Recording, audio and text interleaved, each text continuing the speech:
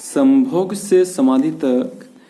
इस किताब में ओशो से एक बार एक व्यक्ति ने पूछा कि हमारे जो शास्त्र है उसमें ये चीज़ बताया गया है कि स्त्री और पुरुषों को अलग अलग रहना है, तो इस बारे में आपका क्या कहना है, आपका क्या विचार है? इस पर ओशो ने कहा कि धर्म और अधर्म ऐसे दो चीज़ें हैं, पर धर्म किस चीज़ को माना जाए और अधर्म किस चीज़ को माना जाए, इसके लिए खुद की भी विचार बहुत जरूरी है। धर्म किस चीज़ को माना जाए? अगर शास्त्रों में ये लिखा हो कि स्त्री और पुरुष दोनों अलग अलग है, एक दूसरे को छू भी नहीं सकते, अगर धर्म मानेंगे, और दूसरी तरफ अगर देखा जाए कि दोनों में ही तो जीवन है, जो स्त्री है वो भी तो जीवन है और जो पुरुष है वो भी जीवन है, यानी अब हम क्या करें, जीवन को ही एक दूसरे से अलग करना चाह रहे हैं। ओशो का यही कहना है कि इसको हम धर्म कैसे मान सकते हैं? उल्टा इसको हम अधर्म मान सकते हैं कि जो दो इंसानों को अलग अलग करे वो तो अधर्म ही हुआ ना। धर्म तो वही है जो दोनों लोगों को, स्त्री और पुरुषों को एक माने।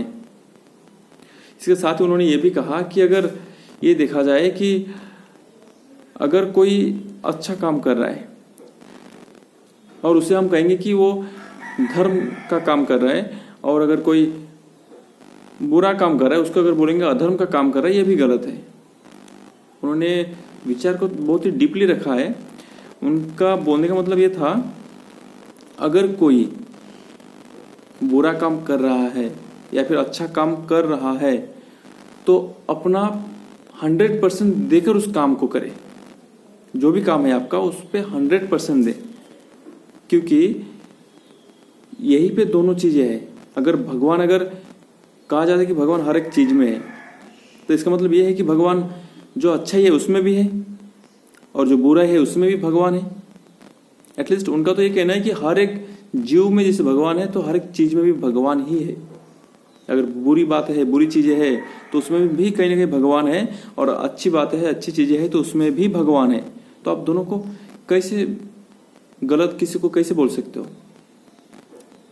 उन्होंने कहा कि अगर कोई इंसान गलत कुछ कर रहा है तो मेरा ये काम नहीं है कि उसको मैं समझाऊं कि तू गलत कर रहा है, इस रास्ते पे नहीं जाना चाहिए, तुझे अच्छा जो काम है अच्छा काम करना चाहिए, अच्छी बातें करनी चाहिए, ये मेरा काम ही नहीं है। क्यों?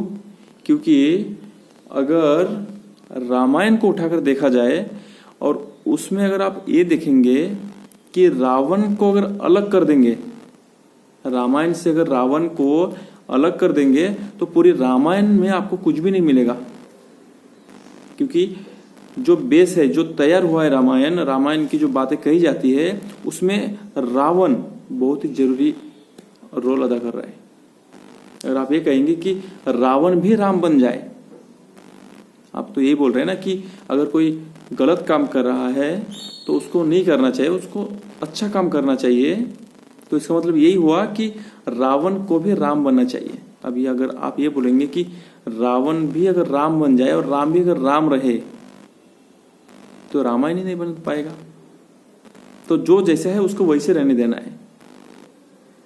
हालांकि इस बात को लेकर अगर जितनी बातें की जाए उतना ही कम है, लेकिन ओशो का विचार यही था कि जो जैसा है किसी को बदलने की कोशिश नहीं करनी चाहिए। क्योंकि अगर भगवान हर एक चीज में है तो अच्छाई में भी है और बुराई में भी है, तो बुराई भी भगवान है और अच्छाई भी भगवान ही है, और हर एक चीज में भगवान है, हर एक इंसान भगवान है।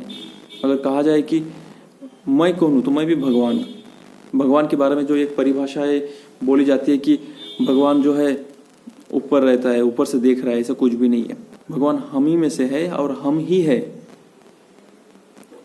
उसका कोई दूसरा परिभाषा नहीं है जो बोला गया है कि ऊपर से देख रहा है, ऊपर से देख रहा है, ऐसा कुछ भी नहीं है। भगवान यही है, जहाँ हम है, जहाँ तुम हो, जहाँ मैं हूँ, वही भगवान है।